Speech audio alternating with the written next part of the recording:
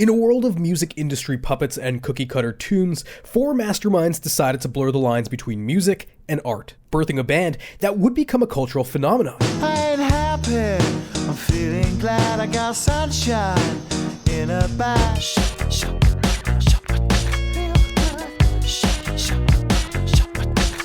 Up on melancholy hill, there's a plastic tree.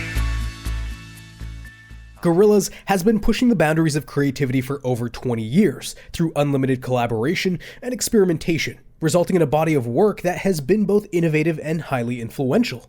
There's just one thing: they don't quite exist.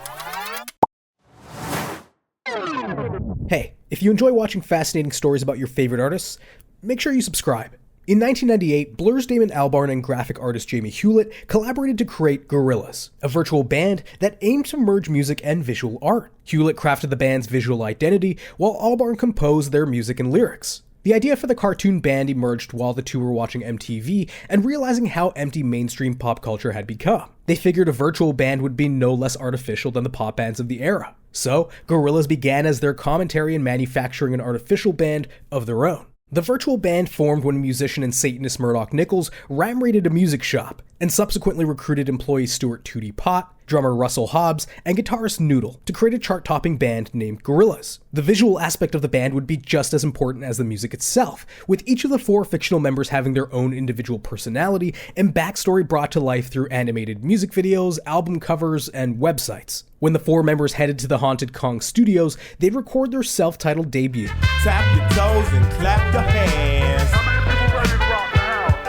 Come on, Trace. Gorillaz' musical style can be described as a melting pot of various musical genres and influences, with the power of collaboration being a cornerstone of Gorillaz' musical journey since day one. Produced by Dan the Automator Nakamura, their debut blended alternative rock with hip-hop. Righteous with one toke, your psychic among no possess you with one go. I'm feeling glad. Trip-hop with reggae music. Can't stand your loneliness. Can't stand your loneliness. And electronic with funk. Get the cool shine. Featuring collaborations from Del the Funky Homo Sapien, Miho Hattori, and Ibrahim Ferrer, the album showcases Gorillaz' ability to use collaboration to create something truly unique and groundbreaking for the time.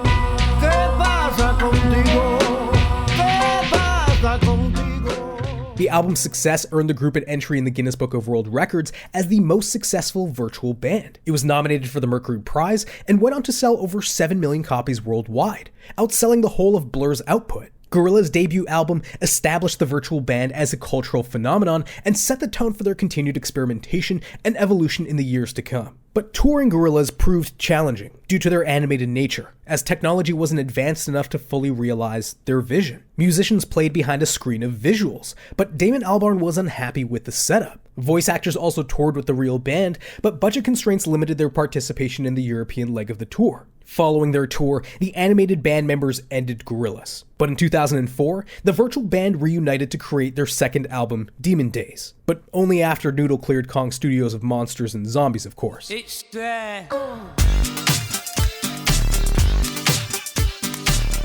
Inspired by Albarn's train ride through the underprivileged Chinese countryside, Gorillaz' Demon Days took the virtual band to new heights, exploring the concept of demons that rule the night, global politics, environmental concerns, and the very end of the world.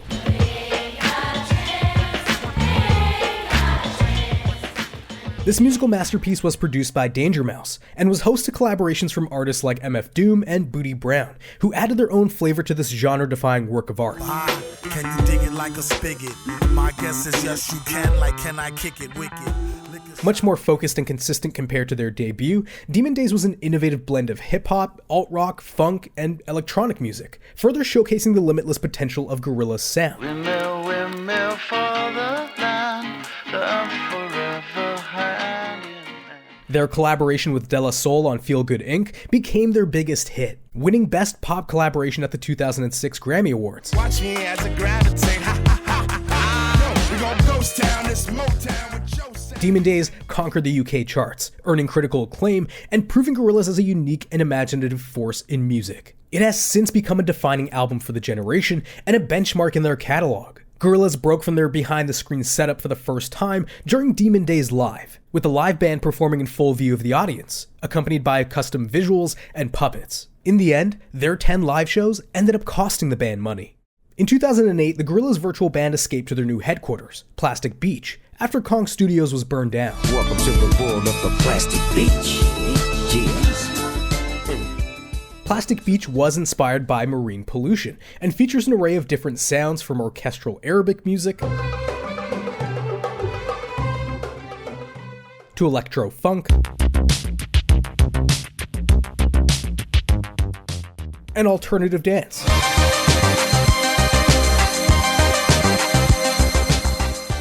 It was also host to their largest cast of collaborators yet. These collaborations not only added a fresh sound to Gorillaz' music, but also showcased their ability to work with artists across genres to create something truly unique.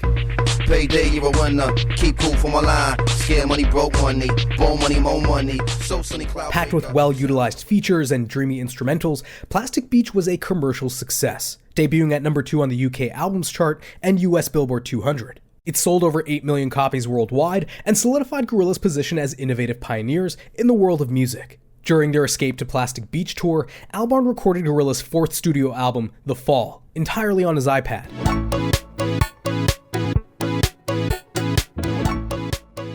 The album featured a stripped-back sound with no additional production or overdubs, showcasing a more intimate and minimalist approach for the band. I paid up for a 7. While I can appreciate Albarn's innovative approach in creating an album on an iPad, The Fall is a fairly forgettable and disappointing album, lacking the creativity and groove of previous efforts. After the success of Plastic Beach, it was a huge letdown. Their new tour featured fresh music videos and visuals displayed on the large screen behind the band, but its large-scale production was yet another costly and unprofitable endeavor. Then in 2012, Hewlett left Gorillaz after feeling like his contributions were being diminished. He and Albarn didn't speak for 3 years, while they each focused on new projects. But the pair finally reconciled at a Christmas party in 2014 and began working on the next Gorillaz project the following year. Take it in your heart now. Humanz is envisioned as the soundtrack for a party for the end of the world, using the concept of Donald Trump winning the 2016 US presidential election as context for the album's narrative. Centered on themes of politics, power, and the impact of technology, the album takes listeners on a journey through a haunting musical landscape. Well, you can live your dreams long as you don't look like me. Be a puppet on a string hanging from a fucking tree. From the politically charged rap verse on Ascension by Vince Staples to the acid punk-infused Charger with Grace Jones, the album offers a bold and thought-provoking statement on the world in 2017. I am the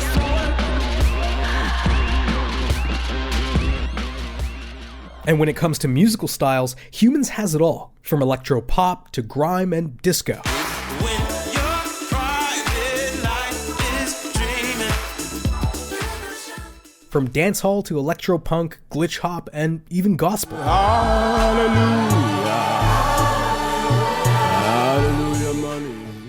While the album continues the trend of featuring collaborations with some of the biggest names in music, it ends up being one of the album's biggest drawbacks this time around. Many of them are hit or miss, or overshadow Albarn's presence on the album. But despite the criticisms, I think most fans were generally excited for the band's return after a 7-year hiatus.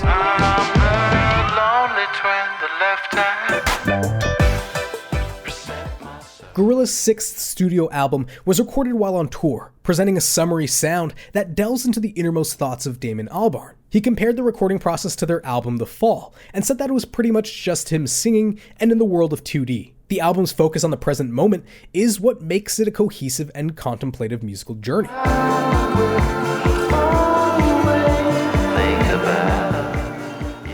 The Now Now was created as a way to offer fresh content for Gorillaz' upcoming tour, but the decision to use fewer guest collaborators ultimately left the album lacking in standout moments. Although Snoop Dogg and George Benson provide some added depth to the band's sound, the album overall lacks the same kind of creativity and ambition that can be found in their earlier works. It was a step up from Humanz, though. Welcome to the land of the permanent sun, where the flowers are melted and the future is fun. Gorillaz' 7th album, Song Machine, is a genre-bending project that began as an episodic web series of singles. But due to the strength of each track, the series evolved into an album. The album was created remotely through emails and Zoom sessions due to the pandemic, and features collaborations with a diverse range of artists, including Elton John, Robert Smith, Beck, Slow Tie, St. Vincent, and JPEG Mafia.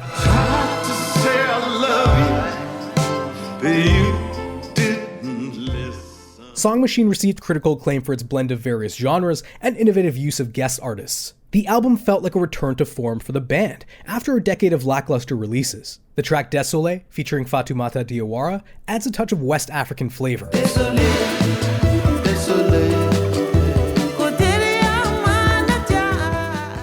While Robert Smith's contribution to Strange Times brings a gothic rock edge.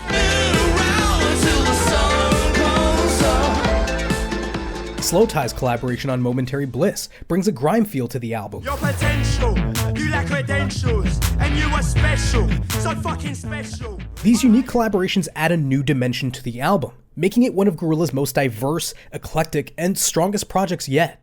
Production on a new album began in 2021. The first track to be completed, Tormenta, was made in collaboration with Bad Bunny and was intended to be the lead single for Song Machine's second season. However, it was ultimately scrapped in favor of a traditional studio album, Cracker Island. On Cracker Island it was born to the collective of the... The album continues the virtual band's story with a particular focus on Murdoch's fascination with the supernatural and the creation of his new religion, the Last Cult. Tracks delve into the dangers of a shallow world where truth is manipulated.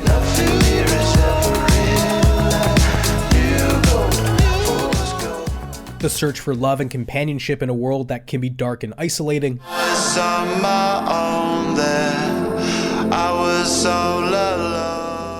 And the experience of feeling lost and disconnected.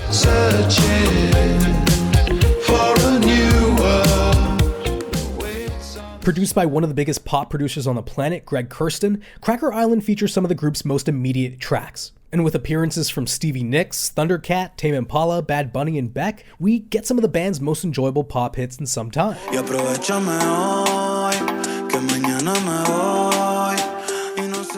Gorillaz revolutionized the music industry with their eclectic sound and multimedia storytelling, paving the way for new forms of creativity. They pioneered the fusion of hip-hop, rock, and electronic, shaping the modern music scene, and inspiring a new generation of artists like Billie Eilish, A$AP Rocky, and Foster the People, just to name a few.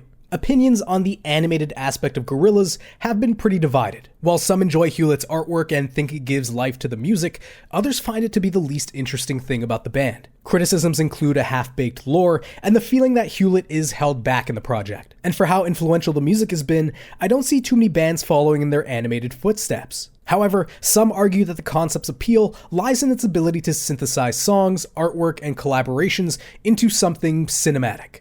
Just like how Gorillaz brought life to a virtual band, the internet has added color and convenience to our digital existence. But with great power comes great cyber vulnerability. It's no longer just about protecting our online personas and email accounts from hackers. We now entrust our hard-earned cash and intimate secrets to digital platforms. Enter NordPass, the knight in shining armor of password managers. You can say goodbye to remembering all those pesky passwords because NordPass has got you covered. And not just on one device, but 6, because let's face it, you're probably glued to your phone, tablet, laptop, and smartwatch all at once. And the autofill function? Pure magic. No more wasting precious seconds typing in your password. But let's get real. The reason you need NordPass is because you're lazy, and use the same password for everything. Do you really want some hacker getting access to your entire online life because you couldn't be bothered to come up with a unique password for each account? I didn't think so. NordPass can generate complex passwords for you, so you don't have to bother coming up with those impossible combinations that you'll forget the next day, and then have to select forgot password and go into your email to reset that password, only to find out that this new password you want to use can't be the same as your old password, but your old password clearly wasn't working when you first entered it, and now you're stuck having to change your password to something you're bound to forget the next time you log in again. End the cycle. And the best part? It's a zero-knowledge password manager, so nobody can see what's in your encrypted vault, not even NordPass themselves. Talk about commitment to security. So if you're ready to stop living dangerously and take your online security seriously, head to the link on screen to get NordPass's best offer. And because we're feeling generous, use the code Middle8NordPass at checkout for an extra month free. Trust me, you won't regret it, but you will regret it if you don't. Now, back to the video. As a virtual band, they've shown that music is more than just a group of musicians. It's a world of its own. This unique identity has allowed them to push boundaries and explore different genres, reinventing themselves time and time again. Gorillaz has proved that virtual bands can be just as real and impactful as traditional ones. Thanks for watching. If you love Gorillaz, you'll probably love these artists too. Check them out.